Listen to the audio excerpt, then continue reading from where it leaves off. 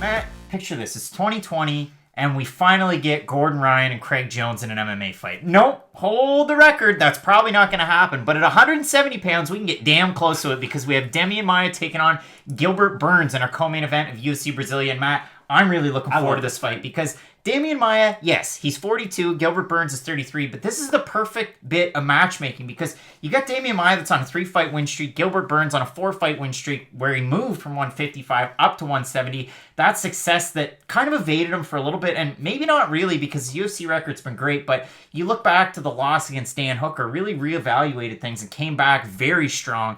Every bit of his game plan has been put together just perfectly, and he's looked great in this win streak. Whereas Demian Maia was facing absolutely the best of the best. Tyron Woodley, Colby Covington, and Kamaru Usman. He fought those 3 guys all in a row. And all wrestlers too, which makes it very interesting because you have grappler versus grappler here. And the one thing I want to say is that while it is just grappler versus grappler, sneaky striking abilities from both of these guys. How do you see this one? So, I'm very excited for this fight. I'm not going to lie. I really like both guys. I think it's going to be phenomenal. Like you said, great matchmaking for Maia at this stage in his career. I don't want to see Maia fight these super dominant wrestlers until he gets up to a title shot, if that's what he decides he wants next. But Gilbert Burns, not next, but you know what I mean? If he wants to keep on going for the title and not just have fun fights, I don't want to see him have to fight 6 wrestlers to try to get that title shot like he had to do the first time. Let's matchmake him appropriately, and I think this is great. Here's the problem. I can't get the Demian Maia, Gunnar Nelson fight out of my head.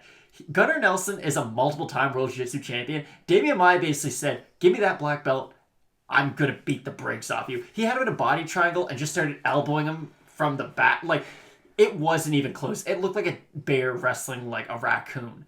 And for a guy like Gunnar Nelson, who's that good of a grappler, yes, Gilbert Burns, is equally as good, if not better, but he's in that realm, and we just don't know how good he is at grappling until he fights a guy like Demian Maia. Yes, he's done really well in Quintet, Polaris. Gilbert Burns has stayed very active as a grappler outside of just his MMA career. The striking, I would definitely favor Gilbert Burns, just on power alone. Here's my issue, though. I think that striking might get him in trouble in this fight because when he throws everything behind every shot, and he gets himself out of position sometimes. And if you do get yourself out of position, Demian Maia could very easily grab that single leg, work, get you down. And once the fight hits the ground, that's where the real fun starts. It's very similar to kind of how people were talking about the Ben Askren versus Demian Maia fight, and Maia was just the superior grappler. So wrestling doesn't really matter in this fight, I don't think. I think they're both kind of equally good at wrestling. I think Burns is much more physically strong. Cardio, it's fairly even. Maia's never been known as this great cardio beast, but he's kind of like Yoel Romero. He looks tired all the time, but he's never really tired, if that makes sense. And Gilbert Burns, same thing. But Gilbert Burns will kind of slow down as the fight goes on. We've seen him. That first round, I would be terrified to fight Gilbert Burns. No matter what minute of the fight it was. I'd be terrified of fighting Herbert Burns in the first round. That's a very good point. But Gilbert Burns, he gets that big start. And we saw against Gunnar Nelson, I do think the weight changes kind of fix his cardio problem. I really do. I think that cardio, or the drain on his cardio, cutting down 155, was just terrible for his career. And at 170, we've seen a Gilbert Burns who not only can strike, not only can grapple, a guy who can go 3 rounds. In the Gunnar Nelson fight, he had to rally in that 3rd round to win the fight.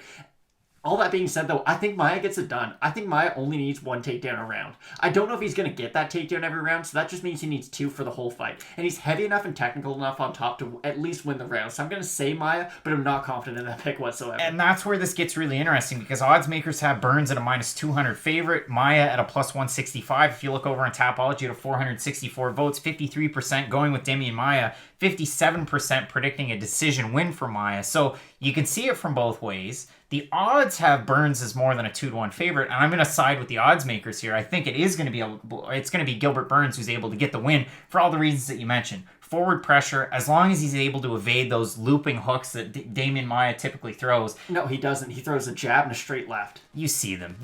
Like Hani Yaya, just the power shots. The power shots. The power shots. But realistically, in this fight, I'm going to be siding with Gilbert Burns. You're going with Demian Maia. It's a great fight, though. Perfect co-main event for a show like this. Wonderful little co-main event, setting us up great for a main event between Kevin Lee and Charles Oliveira, guys that have really just absolutely set the world on fire. So we're really looking forward to that, as well as the predictions for the main card and the prelims with Fight Night Picks, Matt. As always, let's get into it.